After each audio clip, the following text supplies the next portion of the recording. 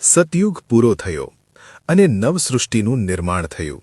પૃથ્વી ઉપર દાનવો અને માનવો વંશ વિસ્તાર વધવા માંડ્યો. દાનવો બલિષ્ઠ બન્યા હતા. તેઓ મન ફાવે તેમ વર્તન કરવા લાગ્યા.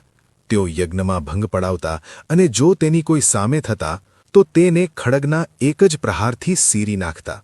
ઋષિમુનિઓ તેમના અસહ્ય ત્રાસથી ધ્રુજવા લાગ્યા. આશ્રમો અને ગૌશાળાની ગાયોના કતલ કરતા પણ તેઓ અસકાતા નહીં. જેમ જેમ દાનવોનો અત્યાચાર વધતો ગયો તેમ પૃથ્વી કંપવા લાગી. પૃથ્વી અસુરોના ત્રાસ સહન કરી શકી નહીં. તે ત્રાહિમામ ત્રાહિમામ પોકારવા લાગી. સેવટે પૃથ્વી ગાયનું રૂપ ધારણ કરી કૈલાશ પર્વત ઉપર દેવાના દેવ મહાદેવ પાસે ગયા. મહાદેવે કહ્યું, હે દેવી, તમે આ રૂપમાં કેમ? તમે તો જગતનો આધાર છો. તમને જે દુઃખ હોય તે કહો. પૃથ્વી માતા બોલ્યા, હે મહાદેવ, દાનવોનો અત્યાચાર હવે માજા મૂકતો જાય છે. નિર્દોષ સાધુ સંતો, ત્યાગી તપસ્વી અને ઋષિમુનિઓ અને તેઓ અસહ્ય ત્રાસ આપી રહ્યા છે. પૃથ્વી ઉપર વસતા માનવીઓની પીડાનો પાર નથી. મારા ઉપર આ દુષ્ટનો ભાર ઉતારો એવી મારી પ્રાર્થના છે.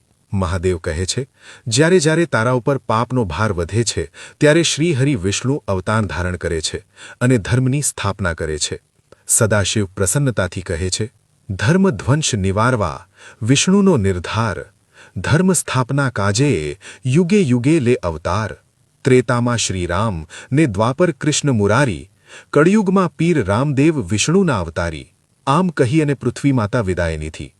જ્યારે જ્યારે પૃથ્વી ઉપર પાપ વધે ત્યારે વિષ્ણુ ભગવાને અવતાર લીધા છે. જેમ સતયુગમાં શ્રીરામ, દ્વાપર યુગમાં શ્રીકૃષ્ણ અને કળિયુગમાં રામદેવ પીર તરીકે અવતાર ધારણ કર્યા છે.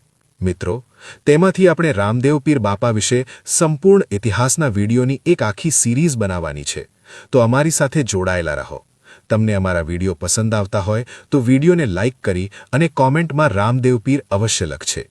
અને હા, અમને ફોલો કરવાનું ભૂલશો નહીં.